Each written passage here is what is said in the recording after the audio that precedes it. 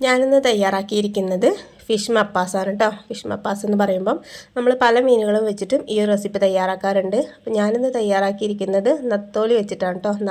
നത്തോലി എന്നൊക്കെ പറയാറുണ്ടല്ലോ, ആ ഒരു മീൻ വെച്ചിട്ടാണ് ഈ ഒരു മപ്പാസ് തയ്യാറാക്കിയിരിക്കുന്നത്. അപ്പോൾ വീഡിയോ സ്കിപ്പ് ചെയ്യാതെ മൊത്തത്തിൽ കണ്ടു നോക്കണേ. വീഡിയോയിലേക്ക് കിടക്കുന്നതിന് മുമ്പ് തന്നെ ആ ലൈക്ക് ബട്ടണും പിന്നെ സബ്സ്ക്രൈബ് ചെയ്യാത്തവരാണെങ്കിൽ ഒന്ന് സബ്സ്ക്രൈബ് ചെയ്ത് സപ്പോർട്ട് ചെയ്യുകയും ചെയ്യണേ.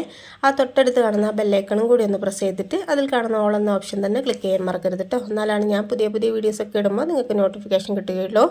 അപ്പോൾ നമുക്ക് പെട്ടെന്ന് തന്നെ വീഡിയോയിലേക്ക് കിടക്കാം.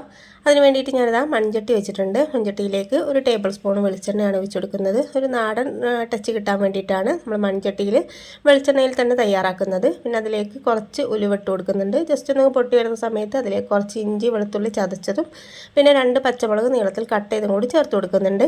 പിന്നെ ഒരു ചെറിയൊരു സവാള എടുത്തിട്ട് ചെറുതായിട്ടൊന്ന് കട്ട് ചെയ്തിട്ട് അതുകൂടി ചേർത്ത് കൊടുക്കാം. ആവശ്യത്തിനുള്ള ഉപ്പും കൂടി ഇട്ട് കൊടുത്തിട്ട് നല്ല രീതിയിലൊന്ന് വഴറ്റിയെടുക്കാം. സവാള അത്യാവശ്യം നല്ല രീതിയിലൊന്ന് വഴണ്ടി കിട്ടണം കേട്ടോ. എന്നാലാണ് നല്ല കറക്റ്റായിട്ട് ടേസ്റ്റും കാര്യങ്ങളും കിട്ടുക. ഒന്ന് വഴണ്ടി വരുന്ന സമയത്ത് അതിലേക്ക് കുറച്ച് മല്ലിപ്പൊടിയും കുറച്ച് മഞ്ഞൾപ്പൊടിയും കുറച്ച് കുരുമുളക് പൊടിയാണ് ചേർത്ത് കൊടുക്കുന്നത്.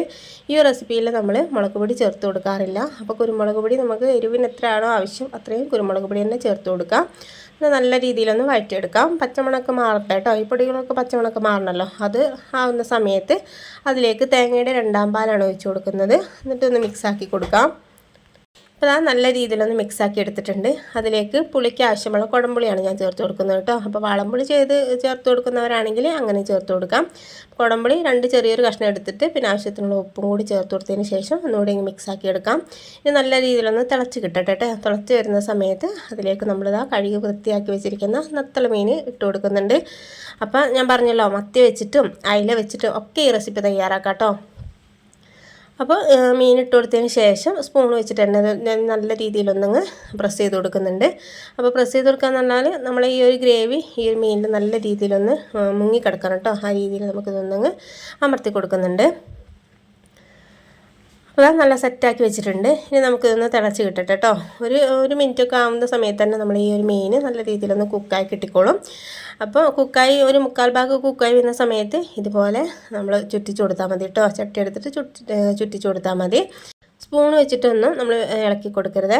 അപ്പോൾ മീൻ പെട്ടെന്ന് തന്നെ ഉടഞ്ഞു പോകാനൊക്കെ ചാൻസ് ഉണ്ട്. ഫൈനലായിട്ട് തേങ്ങയുടെ 1ാം പാലും ഒഴിച്ച് കൊടുക്കുക. ഈ സമയത്ത് ഫ്ലെയിം ഓഫ് ചെയ്തിട്ടുണ്ട് കേട്ടോ.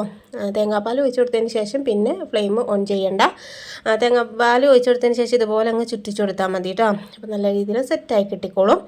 ഇനി ഒന്ന് അടച്ച് വെക്കുന്നുണ്ട്. ഒരു 10 മിനിറ്റിന് ശേഷമാണ് ഇത് സെർവ് ചെയ്യുന്നത്. അപ്പോൾ നല്ല രീതിയിലൊന്ന് ഇതിൻ്റെ ഗ്രേവിയൊക്കെ തിക്കായിട്ട് നല്ല കറക്റ്റായിട്ട് കിട്ടിക്കോളും.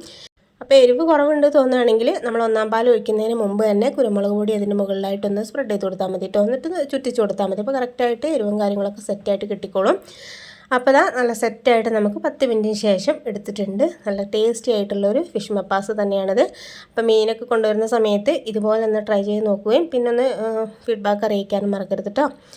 അപ്പോൾ നമുക്ക് പുതിയൊരു വീഡിയോയുമായിട്ട് വീണ്ടും കാണാം. Okay, thank